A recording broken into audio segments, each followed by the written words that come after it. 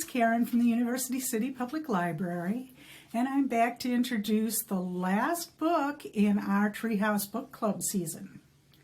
The name of this book is Bernice Buttman, Model Citizen.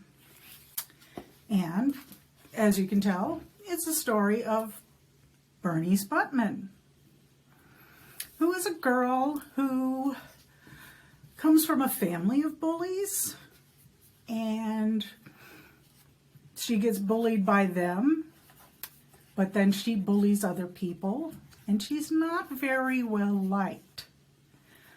But the circumstances in her life change, and she is able, or at least offered the opportunity, to change her ways and might just become that model citizen that the title mentions.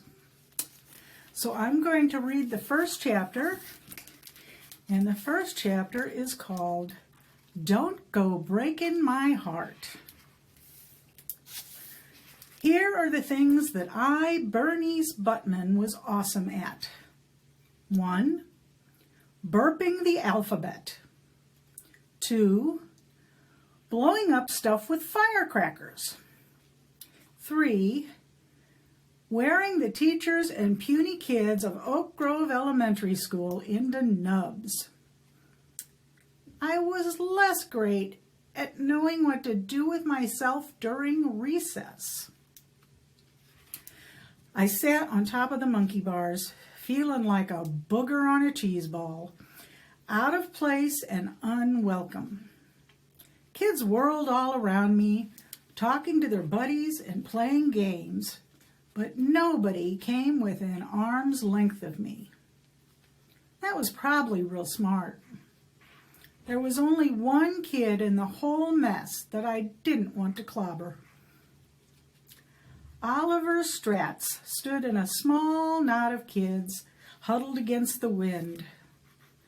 I stared at the back of his curly head while I swung my legs back and forth. Even though Oliver avoided me so he wouldn't get pounded like the rest of the kids, I had decided I wanted him to be my friend. He was real smart, and he always smelled like name brand laundry detergent. And I'd never heard him answer a question wrong. I hoped he could be the first kid to play tag with me at recess and live to tell the tale. But how in blue blazes are you supposed to get someone to like you anyhow? Bernice! My mama's voice called across the playground, making my heart yank up into my throat. What's she doing here? Mama leaned against the chain link fence, her face pressing through the metal diamonds. Bernice Buttman, get your raggedy behind over here right this minute. I felt my face go pink as heads turned to see what the commotion was about. I half fell, half flipped off the top of the monkey bars and jogged past the gawkers, one hand yanking my pants up, the other arm wiping my nose with my sleeve. What are you doing here? I hissed as soon as I was close enough to the fence. Mama was wearing pajama pants and slippers, even though it was 11 o'clock. I'm gonna need my money back, she said, digging around in her purse for something. What money? I scowled. The money I gave you this morning for your lunch. She said that as though it made perfect sense.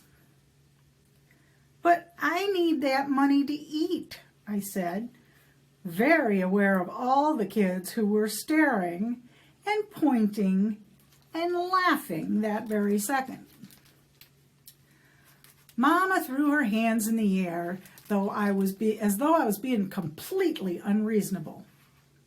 I don't know, girl. You'll figure something out. Now cough up the cash. I got to put gas in the car and go get my tattoo appointment. Mama was getting me and my 4 older brothers' faces tattooed on her back. That was a whole lot of ugly, let me tell you. Plus, it was so expensive, she was having to shake down her daughter for lunch money. I pushed the $2 bills through the wires of the fence just so she'd hurry up and get out of there. She stuffed the money in her pocket and waved, climbing into her clunker and exiting in a puff of smoke. I stood there, clinging to the fence, taking deep breaths and trying to calm down. If I turned around and saw just one of those booger eaters staring, they'd be sorry. Sometimes I missed when I was little and all us Buttmans were here at the elementary school together. If anyone messed with me, my big brothers would pound the pudding out of them. Kids learned right from the get-go to leave me alone, and I liked it that way, mostly. Except for at recess when your mom shows up and steals your cash and is totally embarrassing and you wish you had a friend who would share his lunch with you.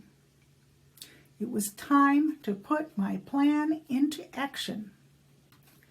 I pulled the note out of my pocket and smoothed it on my leg.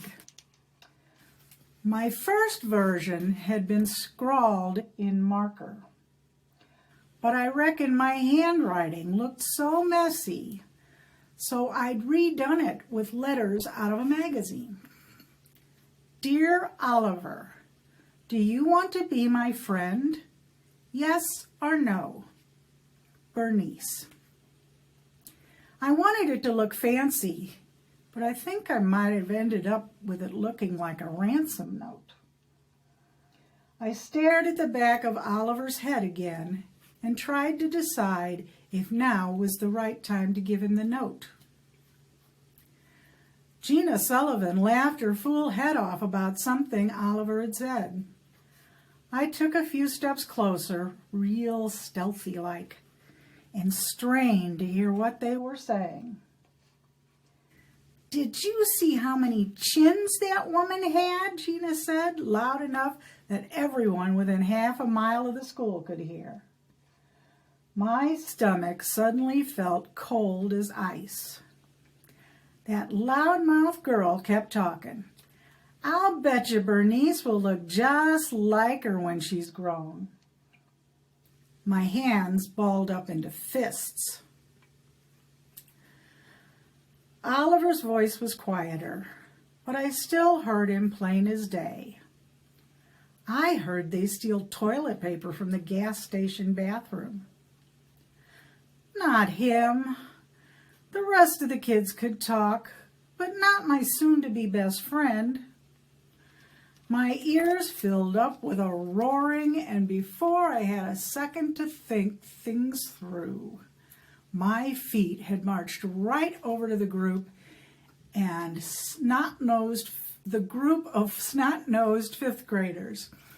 The kids went quiet, and Oliver was suddenly very interested in the zipper on his jacket. I grabbed one of his skinny arms and twisted it behind his back. The rest of the kids scattered like roaches in the sunlight.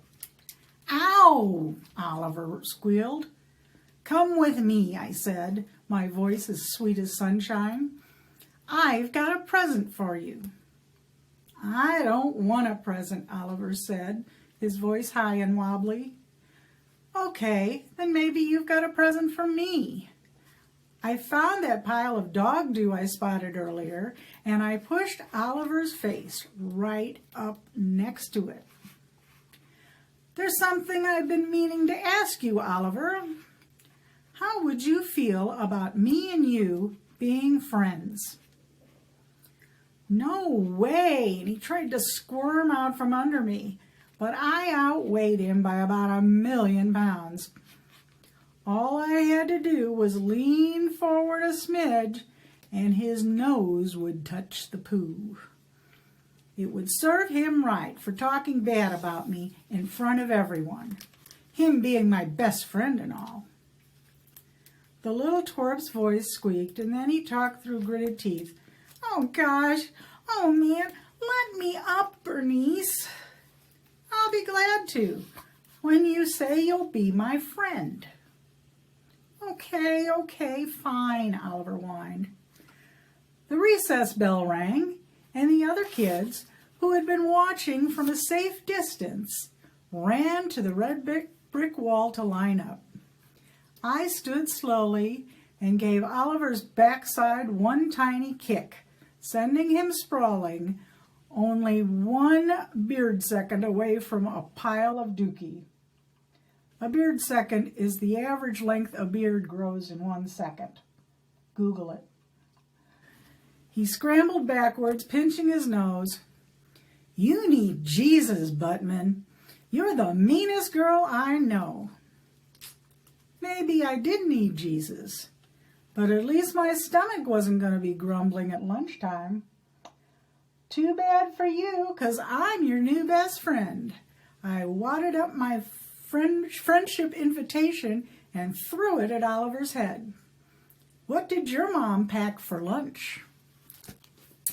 So, now you see what kind of girl Bernice is, and she ends up coming up with a plan because she wants to go to stuntman camp. She wants to be a stunt person for the movies. But her mother finds out about it and steals her money and runs off. And Bernice has to go live with her aunt, who happens to be a nun. So, can her aunt the nun change Bernice? Or can Bernice change on her own? You'll have to read the rest of the book to find out. And I'm going to tell you, it's a really fun book. I enjoyed it a lot. Now, as always, if you check our website, the library website, there will be linked to the title of this book under the book clubs. There will be a packet of activities you can download. There are some puzzle games. There's also a recipe that you can make with a grown-up. And let's see. Well, like I said, this is the last book for this season. And probably next season, we'll have to do at least a couple of the books online like this. But I hope the library will be reopened in time for us to do the last of the books in person and get together as a group and have a lot of fun. So don't forget to download your activities, and I hope to see you in book club next season. Bye-bye.